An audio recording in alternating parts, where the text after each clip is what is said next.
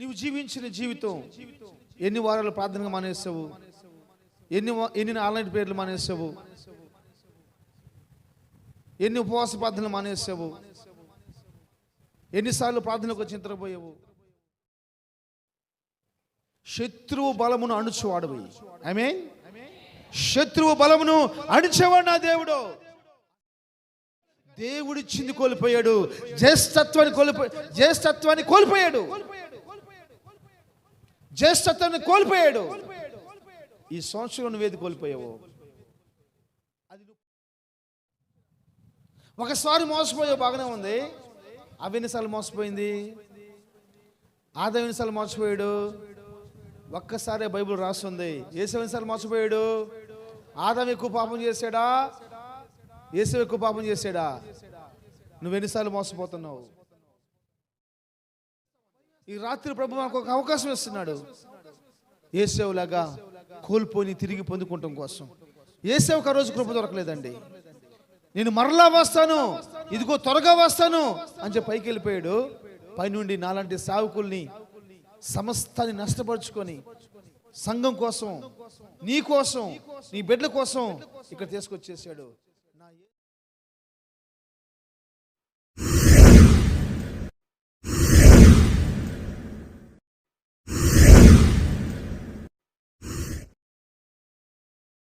మన ప్రభువును రక్షకుడైన యేసుక్రీస్తు శ్రేష్టమైన నామములో ఈ సంవత్సరపు ఆఖరి దినాల్లో ఈడెన్ ప్రేయర్స్కి కూడి వచ్చి మీ అందరికీ కూడా నా హృదయపూర్వకమైన వందనాలు తెలియజేస్తున్నాను. దేవుడు మీ అందరిని ఆశీర్వదించును గాక. ఒక చిన్న వాక్యాన్ని మనం ధ్యానం చేసుకుందాం. ఆదికాండం 25 అధ్యాయము 31 వచనం చదువుకుందాం. ఆదికాండం 25 అధ్యాయము 31 వాక్యం. అందుకు యాకోబు, నీ జ్యేష్ఠత్వము నేడు నాకిమ్మని అడుగగా, ఏశావు, నేను చావబోచున్నాను కదా, జ్యేష్ఠత్వం నాకెందుకనెను. యాకోబు నేడు నాతో ప్రమాణము చేయమనెను. అతడు యాకోబుతో ప్రమాణం చేసి అతని జ్యేష్ఠత్వమును అమ్మివేయగా. 27 అధ్యాయము 36 వచనం కూడా చదువుకుందాం. 27 అధ్యాయము 36 వచనం కూడా చదువుకుందాం.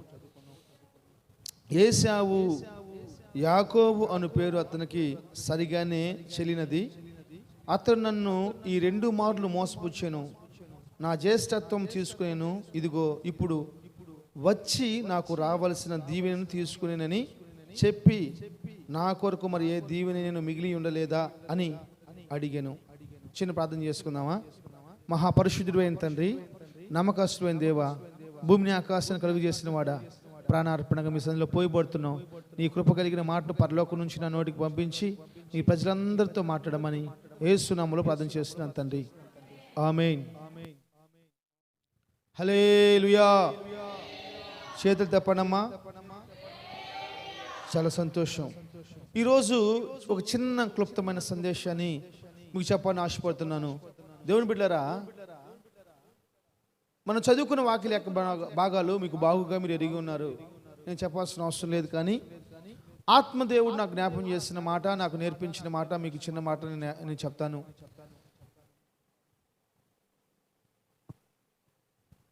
ఈ సంవత్సరపు చివరి దినాల్లో ఇక 2 రోజుల్లో మనం నూతన సంవత్సరానికి వెళ్ళిపోతాము. ఇప్పటి వరకు మనం ఏమేమి చేసి వచ్చామో, ఇప్పటి వరకు మనం ఎలా జీవించామో ఒకసారి జ్ఞాపకం చేసుకుంటే బాగుండు అని ఒక చిన్న తలంపు నాది. నీవు జీవించిన జీవితం ఎన్ని వారాలు ప్రార్థనగా మానేసావు, ఎన్ని ఆన్లైన్ పేర్లు మానేసావు, ఎన్ని ఉపవాస ప్రార్థనలు మానేసావు, ఎన్నిసార్లు ప్రార్థనకు వచ్చి నిద్రపోయావు. నేను ఒకళ్ళు అంటున్నారు నన్ను, ఏమనుకోకండి చెప్తా. వామ్మో, ఇక్కడికి వచ్చే ఒక విశ్వాసి పట్ల 1000 కళ్ళు పడుతున్నాయి వాళ్ళ మీద. ఆ కళ్ళు నాశనం అవునుగాక.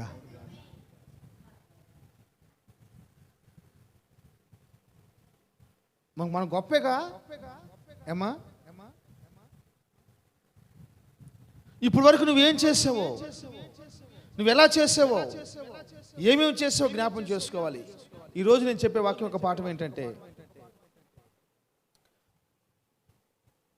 రాత్రి మనం ధ్యానం చేసాం, రానున్న 365 రోజులు అగ్నితో సమానమని, నిప్పు కణమల్ లాంటివని.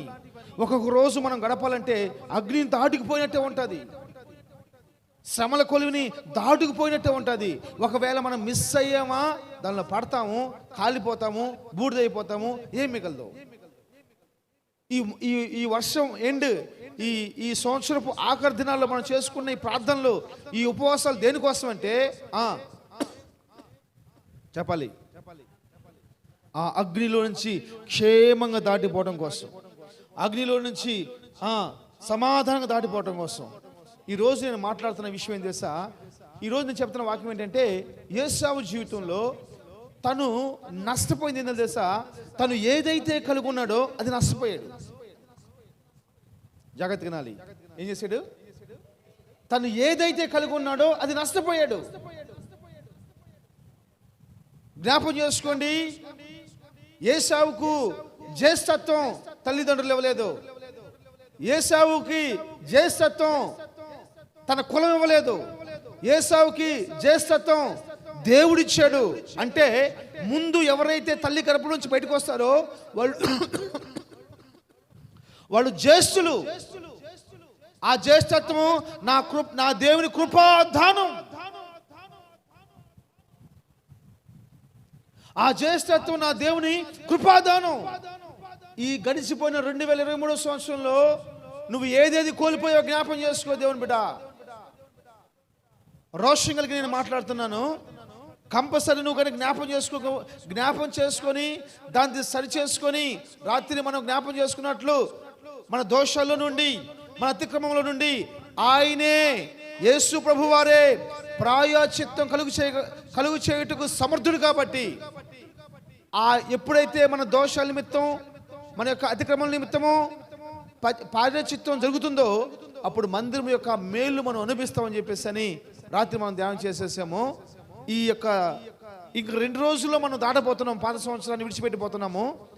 ఏమేమి ఎలా చేసావో జ్ఞాపం చేసుకొని 2024 సంవత్సరంలో మళ్ళీ రిపీట్ కాకుండా, భౌతిక విషయమైన, పరిశుద్ధత విషయమైన, ప్రార్థన విషయమైన, కుటుంబం విషయమైన, బిడ్డల విషయమైన, అది ఏ విషయమైనా సరే దేవుడిచ్చింది నువ్వు కోల్పోకూడదు. నువ్వు కలిగి ఉన్నది నువ్వు కోల్పోకూడదు. ఈ సేవ ఎవరిచ్చారో నేను చెప్తున్నాను, ఖచ్చితంగా చెప్పగలను. నేను ఇంత బాగున్నా అంటే కారణం అది ఒకటి మాత్రం వాస్తవం. చెప్పండి. నేను బాగున్నాను అంటే కారణం, దానికి ఒకటే కారణం. ఏంటి చెప్పాలా? చెప్పగలరు ఎవరన్నా?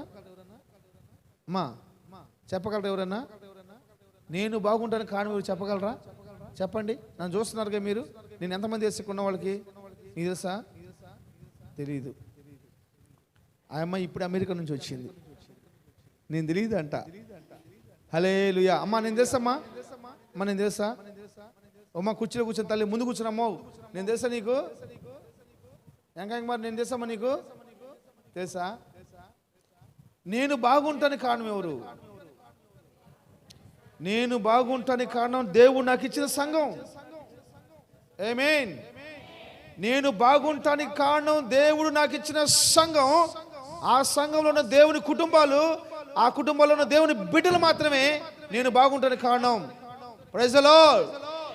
హల్లెలూయా. 1,00,000 మంది మధ్యలో అయినా సరే, దేవుని ఎదుటైనా సరే నేను నిలబడి చెప్పగలను మాట ఏం తెలుసా? అయ్యా నీ కృపను బట్టి, నువ్వు నాకు ఇచ్చిన సంఘం బట్టి నేను బాగున్నాను చెప్తానండి. మరి నువ్వేం చెప్తా? ఈ సహవాసం ద్వారా, సంఘం ద్వారా, ఉపదేశ క్రమాల ద్వారా, ఉపదేశం ద్వారా నేను బాగున్నాను చెప్పగలవా?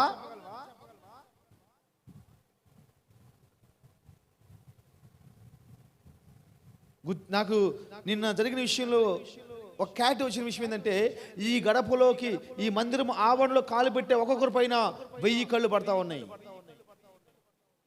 1000 కళ్ళు పడతా ఉన్నాయి. అందుకని రాత్రి ఈ కొత్త పాటలో ఒక పదం కలిపేశాను, తీసేసేసి. ఎందుకు ఈ పాట లేట్ చేశాను నాకు తెలియదు, కానీ నా దేవుడు తీసేసి ఒక పదం వేసాను. ఏం చేసా? ఎందుకు గుర్తులేదు? శత్రువు బలమును అణుచువాడు. ఆమేన్. శత్రువు బలమును అణిచేవాడు నా దేవుడు. అసలు ఆ పదం పలుకుతుంటేనండి ఉద్యమం వస్తుంది. రాత్రి 1 గంట సమయంలో ఆ పదం పలుకుతున్నప్పుడు ఒక ఉద్యమం నాలో వస్తుంది. నేను కూర్చొని జ్ఞాపకం చేసుకుంటున్నాను.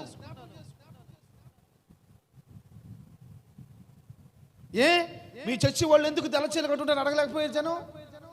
నీ పైన 1000 కళ్ళు పడుతున్న జ్ఞాపకం చేసుకో. హల్లెలూయా. ఆ 1000 కళ్ళలో పాటు యేసయ్య కళ్ళు కూడా నీ పైన ఉన్నాయి. ఆమేన్. దేవుడు నీకు ఏది ఇచ్చాడో దాన్ని కోల్పోతున్నావా? యేసయ్య ఏం చేశాడు తెలుసా? తన జ్యేష్ఠత్వాన్ని కోల్పోయాడు. దేన్ని బట్టి? తింటానికి తిండి. నేను చస్తా ఉన్నాను. చస్తే జ్యేష్ఠత్వాన్ని కోల్పోతావా? పరిశుద్ధతను కోల్పోతావా? దేవుని ప్రేమను కోల్పోతావా? అంటే సుఖంగా ఉన్నప్పుడు ఒక భక్తి, కష్టంగా ఉన్నప్పుడు ఒక భక్తి, ఆనందంగా ఉన్నప్పుడు ఒక భక్తి, శ్రమల్లో ఉన్నప్పుడు ఒక భక్తి చేయడం నీకు అలవాటు అయిపోయిందా? ఒకవేళ అలాగుంటే నువ్వు మానుకో. ఈ సంవత్సరపు ఎండ్లో నేను చావబోతున్నాను, నాకెందుకు ఈ జ్యేష్ఠత్వం? ఎందుకంటే అది నువ్వు సంపాదించింది కాదు, అది దేవుడు సంపాదించింది. నేను వస్తా ఉన్నాను, నా పక్కన వచ్చిన తమ్ముడు అబ్బాయి మన బిడ్డలాగా కూర్చో ఉన్నాడు, జాషువాలా కూర్చో ఉన్నాడు. వాళ్ళ పక్కన వాళ్ళ మావి కూర్చుంటే వాళ్ళ మావిని లేపేసేసి వాళ్ళ అమ్మను కూర్చోబెట్టుకున్నాడు. వాడు వస్తా ఉన్నారు. నేనే తినిపోతున్నంటే నన్ను మించిన హెడ్ మాస్టర్లు వాళ్ళు తింటానే ఉన్నారు మా ముందే పెట్టిన పెద్ద బుట్ట. ఆ ట్రైన్లో చాలా ప్లేస్ ఉంది, ముందే పెట్టినారు, తింటా ఉన్నారు.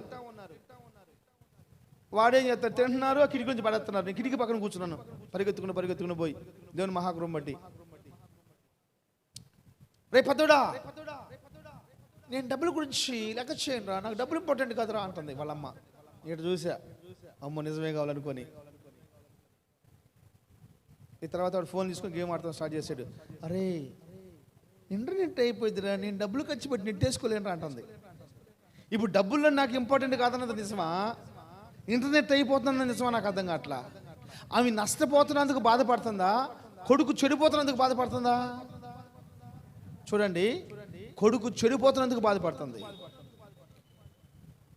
వేరే ట్రైన్ టికెట్ చేసుకున్నారు, టికెట్ మిస్ అయిపోయింది. నెల్లూరు పోవాళ్ళు వేరే ట్రైన్ ఎక్కారు, మళ్ళీ టికెట్ కొనే ట్రైన్ ఎక్కారు. వాళ్ళు చెప్తుంది వాళ్ళ అమ్మతో, మమ్మీ ఇటు సంగతి ట్రైన్ ఇది అయిపోయింది, వేరే ట్రైన్ ఎక్కువ వచ్చామని చెప్పేసి అంటుంది.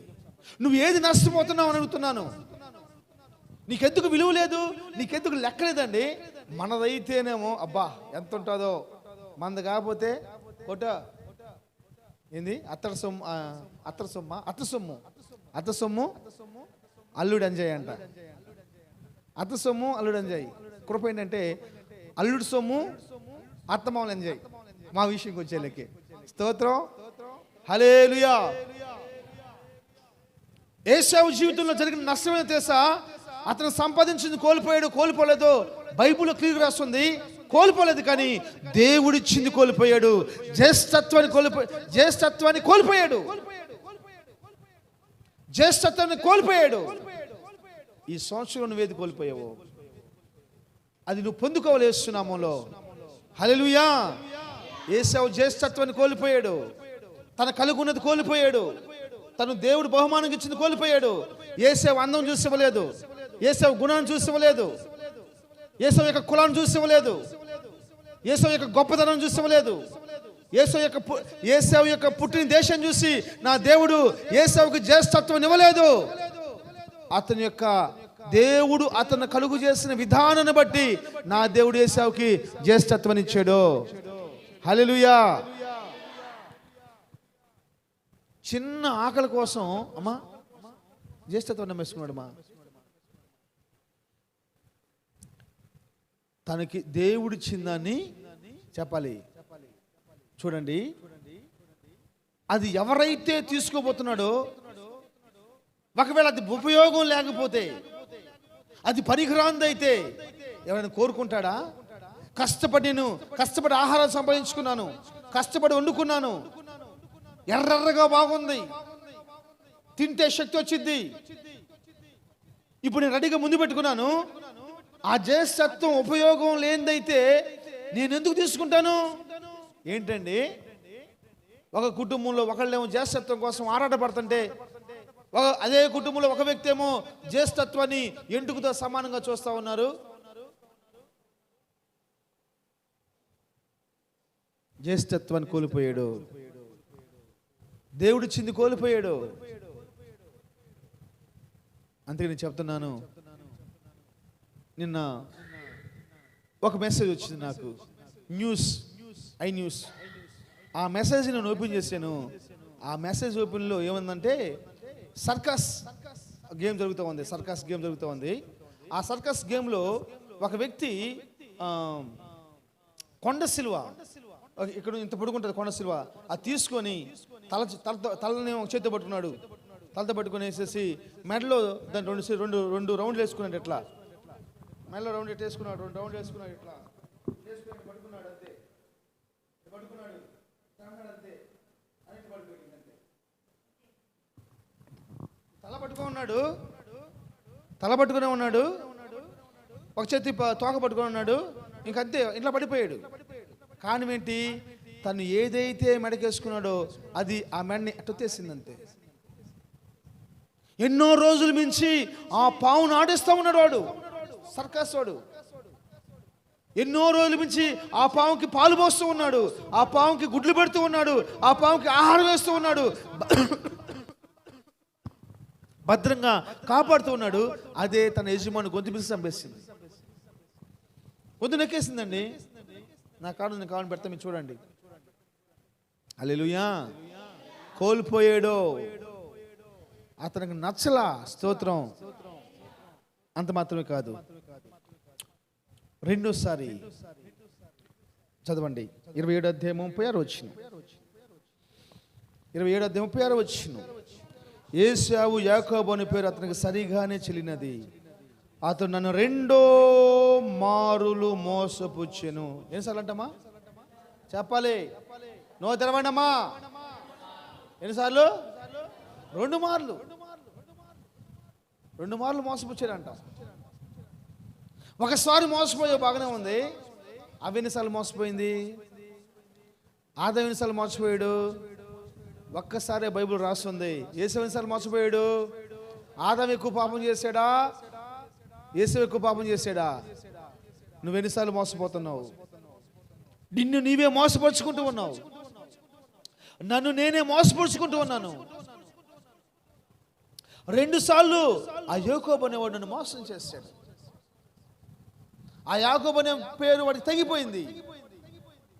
ఇప్పుడు చెప్పాలి, ఫస్ట్ దేని కోల్పోయాడంట? జ్యేష్ఠత్వం. ఎవరిచ్చింది? చెప్పాలి, అదే బిగ్గరగా చెప్పండి. దేవుడిచ్చింది, లేకపోతే యేసయ్య ఇచ్చింది. యేసయ్య ఇచ్చిన జ్యేష్ఠత్వాన్ని కోల్పోయాడు. ఈరోజు నువ్వు ఏది విషయంలో దేవుడిచ్చింది కోల్పోయావు జ్ఞాపం చేసుకో. రెండో మాట, ఎక్కడి నుంచి రావాలి? రెండోది ఎక్కడ కోల్పోయాడుమా? తండ్రి దగ్గర నుంచి రావాల్సిన ఆశీర్వాదాలు కోల్పోయాడు. దేవుడిచ్చింది కోల్పోయాడు ఒక పక్క. రెండోది చెప్పాలి, తండ్రి ఇచ్చేది కోల్పోయాడంటమా. తండ్రి ఇంకా నా కోసం ఇంకేమీ లేదా? నా ప్రభువా, నా డాడీ నా కోసం ఇంకా ఏది లేదా? ఏం లేదా? కృప ఏంటంటే దేవుని దగ్గర వచ్చే ఆశీర్వాదాలు కొంతమంది కోల్పోతూ ఉంటారు. సేవకుల దగ్గర నుంచి వచ్చే ఆశీర్వాదాలు కూడా చాలా మంది కోల్పోతూ ఉంటారు. సేవకులకి దేవుడు అధికారం ఇస్తాడు. నా సేవకునికి నేను అధికారం ఇచ్చానని మాట్లాడతాడు. మీరు బైబిల్ చదువుకుంటే కట్టుటకు, నాటుటకు, పెళ్ళగించుటకు నేను నీకు 1వ అధ్యాయం రాస్తుంటుంది ఇర్మియా గ్రంథంలో. మీరు చదువుకున్న తర్వాత ఇంటికి వెళ్ళి, కట్టుటకు, నాటుటకు, పడగొట్టుటకు, పెళ్ళగించుటకు నేను నీకు అధికారం ఇచ్చాను. ఇత్తడి తలుపులు సహా నువ్వేం చేస్తావు తెలుసా? పెగిలిస్తావో. Praise the lord. హల్లెలూయా. యేసు నష్టపోయింది. రెండోది, తండ్రి నుంచి రావాల్సిన ఆశీర్వాదం కోల్పోయాడంట. 2 మార్లు మోసపోయాడు. ఒకటి దేవుడిచ్చింది కోల్పోయాడు, రెండోది రావాల్సింది కూడా కోల్పోయాడంట. ఎంత దౌర్భాగ్యుడమ్మా. తింటం లేదా? తక్కువ ఉందా, ఎక్కువ ఉందా? కావలసినంత ఉందంటాడు. కావలసినంత ఉందంట ఏసావుకి. కానీ బైబిల్ చెప్పింది ఏశావు ఏం చేశాడు? ఏడ్చాడు.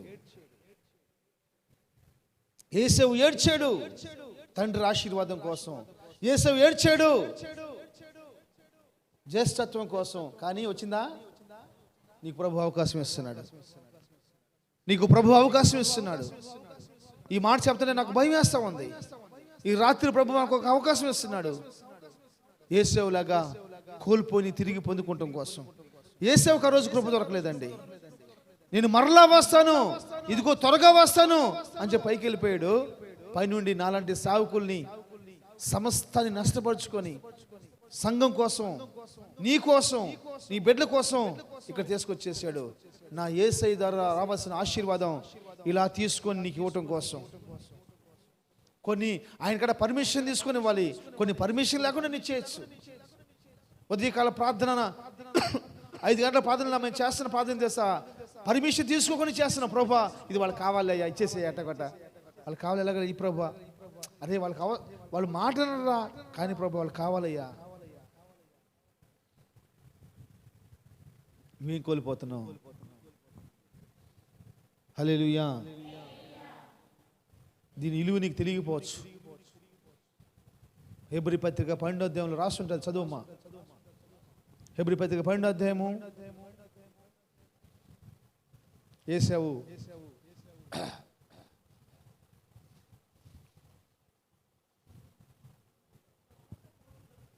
ఎన్నో వచ్చిన చెప్పి చదువు.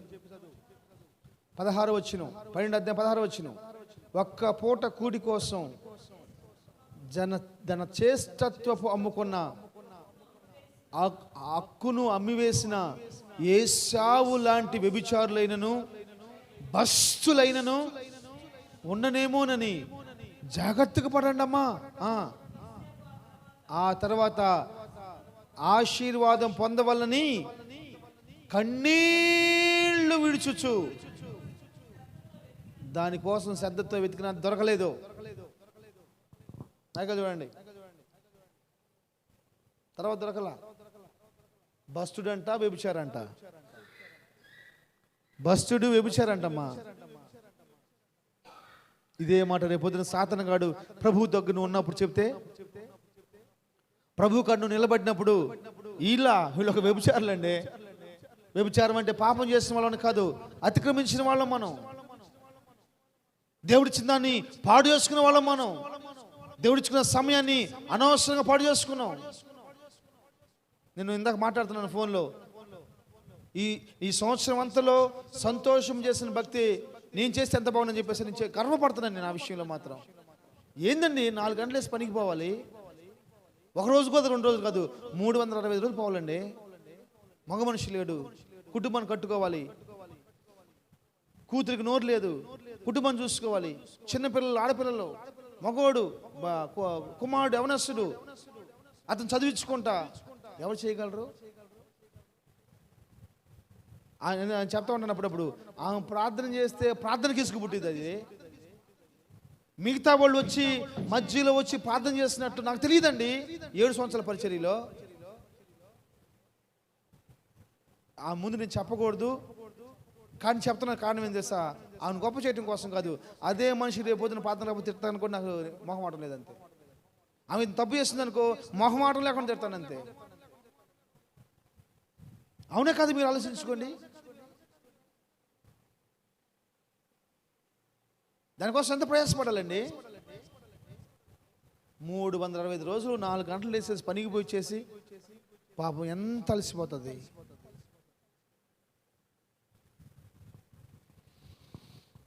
జాగ్రత్తగా ఆలోచించండి. పొద్దున్న లెగుస్తున్నారా? ఉదయం లేస్తున్నారా? ఎంతసేపు ప్రార్థన చేసుకుంటున్నారు? మీ ఇళ్లలో మీ కుటుంబాలు ఎంతసేపు ప్రార్థన చేసుకుంటున్నారు? మీ కుటుంబాల కోసం ఈరోజు మీకు సమాధానంతో పడుకోవచ్చు.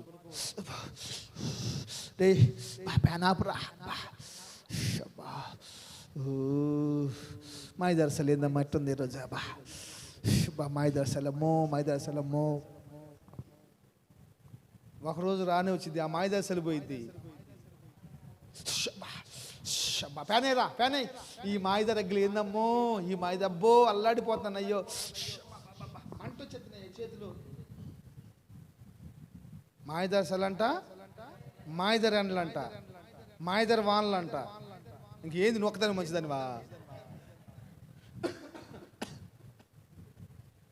ఈరోజు చలి పేరు మీద, ఆ రోజు ఎండల పేరు మీద, అవతల రోజు వాన పేరు మీద నువ్వు మునుక్కొని పడుకుంటే దరిద్రము 2000 కిలోమీటర్ల స్పీడ్ తోటి నీ కుటుంబాన్ని నాశనం చేసింది. నీ కుటుంబాన్ని నాశనం చేసింది. ఇంకొంచెం సేపు ముడుకుంటాను.